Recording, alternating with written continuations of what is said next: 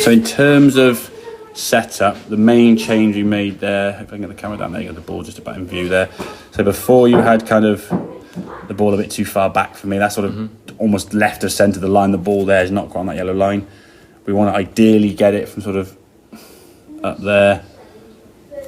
That's kind of where you want the ball in down. So left chest, left side of your cheek there, certainly left to centre. With the majority of all clubs, that's your 4, I think it was. Yeah. That way. Your 5, your sort of 7 or 8 iron's going to be probably there. Looks a bit more in the middle now. And your pitching wedge would be that green line's now more towards the middle, yeah?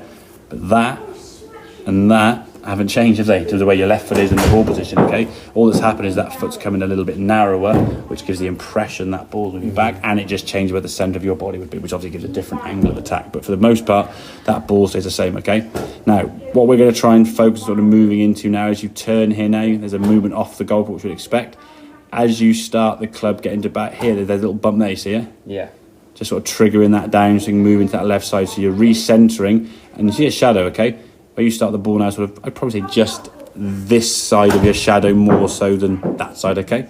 As you go back, you move over a little bit. The shadow now is nearer the edge here than it is, I said the ball side is nearer this left edge here, as it left your body, as it was that side, okay? So you've moved off the ball in this direction, okay?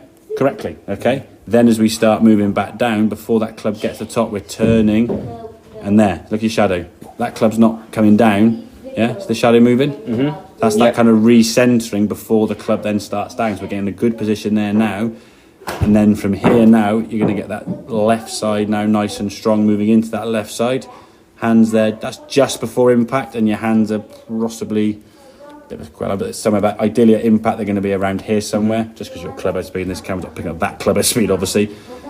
That's a little bit underneath and later than we wanted to, and you come through, you get sort of onto your left side there, reasonably good. But definitely the movement now, the body, that movement there, we need to be doing that just as we start the downswing, yeah? If it happens a little bit late, you've got to do it so quickly that actually encourages more kind of, if you get to the top of the backswing there, and then just go, oh, I've got to start recentering, you start firing the lower half forward, okay? Then you get underneath too much, you get 1 or 2 shots, either a big block out to the right or a big old snappy hook, based on what your hands do or don't do.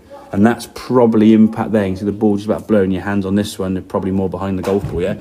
Partly because the ball started too far back this way. Yeah. You've gone back to where the ball is. But that's just human nature. If you're still on that mat, I say throw a ball over there, you're not going to go, I'll go this way. You're going to go where the ball is, yeah? So having that ball a little bit further forward is going to help you kind of move that way. Again, swing the top, recenter. Recenter. Just recenter a little bit earlier than you sometimes do.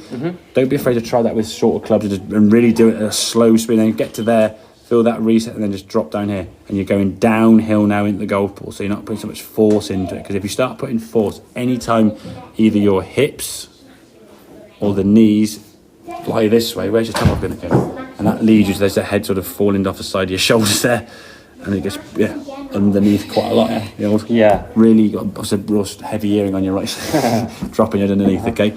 So yeah, keeping the that movement there to the left side, just get a little bit less of that in your body. Yeah, awesome. You could do it now because you're young, fit, healthy, but that becomes your golfing in 20, 30 years' time. You'll be popping ibuprofen before you play golf because you're back with that. Oh, Christ. In bed, yeah. Exactly, mate. And that's why I'm trying to create a more healthy looking swing rather than a kind of a faster swing, right? Or a whatever swing that you can try and do. Sure. Make more efficient and more healthy. So yeah, so top of the back swing. Try a couple of some short and just really try and get a feel with that sort of reset, and then we can build back up into it. Yeah, 9 or wedge is fine, but yeah.